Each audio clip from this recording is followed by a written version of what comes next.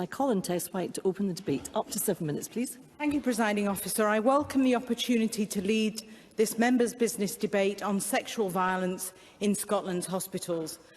I'd like to also thank Michelle Thompson for supporting the motion and allowing it to achieve cross-party support. It means that we can shine a much-needed light on a serious safeguarding issue in Scotland's NHS. And I'd also like to pay tribute to the Women's Rights Network Scotland who are here today in the gallery, especially Mary Howden and Carolyn Brown, who authored the sobering report, and I have it here, How Safe Are Our Scottish Hospitals? Once again, it is a grassroots women's organisation bringing concerns over safety and safeguarding in Scotland's public sector to the fore. The Sunday Post has built on this work in recent weeks, exposing the issue and holding the SNP government to account. Presiding Officer, the WRN submitted close to 200 FOIs to Police Scotland and surveyed 198 hospital settings over a 5-year period. Data was only made available for 57 of those hospitals, and that's just 29% of Scotland's total. It showed that between 2019 and 2024, 276 sexual assaults and 12 rapes were reported. 163 sexual assaults and rapes occurred on hospital wards. 22 sexual assaults and 1 rape took place in NHS Grampian in my region. 17 sexual assaults and 3 rapes took place in NHS Tayside. Out of 288 total incidents, only 156 individuals were charged. These are spine-chilling figures. And by no means is this a complete picture. We do not have the data for almost 2/3 of Scotland's NHS and private hospitals.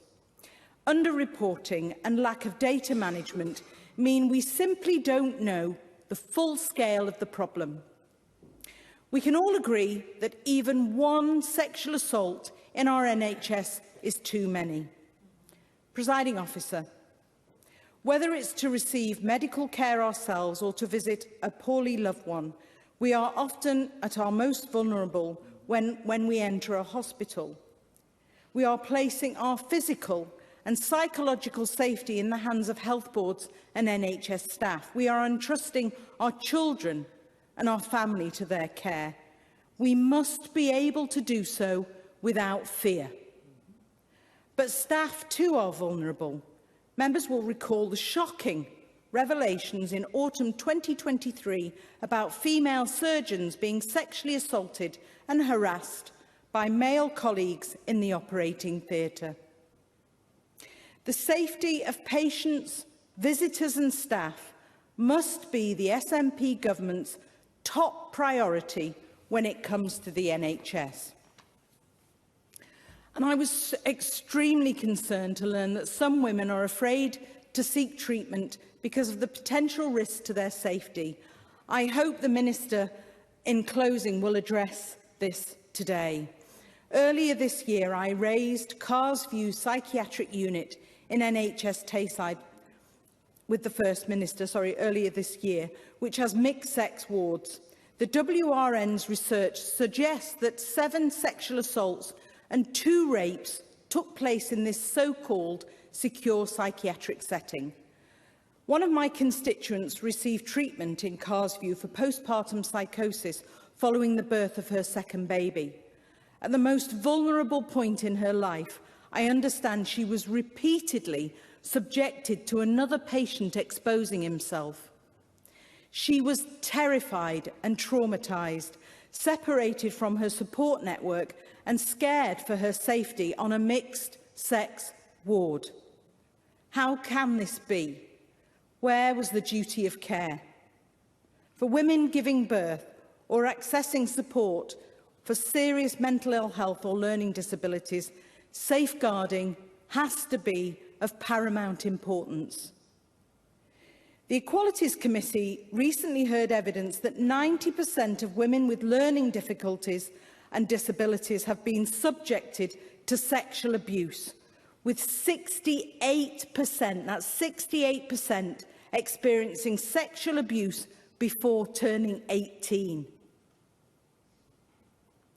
Women have been raped or sexually assaulted at Scottish maternity hospitals on at least 5 different occasions, and one of those rapes was reported at Aberdeen Maternity Hospital.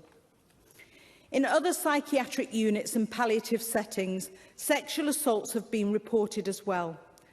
Presiding Officer, this can't go on.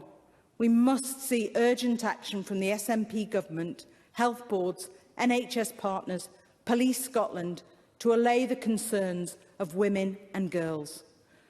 But what is the way ahead? I often say that you can't manage what you can't measure.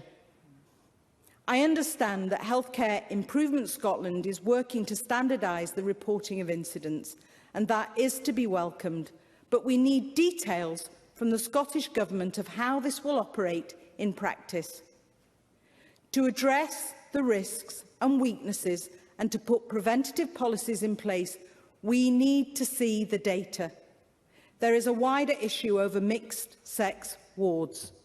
Protecting single-sex spaces in our public sector should be at the top of the policy agenda, and I've had rigorous exchanges with SNP ministers on this issue. But since 2005, the Scottish Government has expected health boards to ensure that their facilities comply with the guidelines and recommendations on the elimination of mixed-sex accommodation published 25 years ago. This just isn't happening on the ground, and I think that's evident from the data, Presiding Officer. Our hospitals must be safe for those people, especially women and children, accessing these settings. The SNP government must act swiftly to address sexual violence in Scotland's hospitals. Thank you.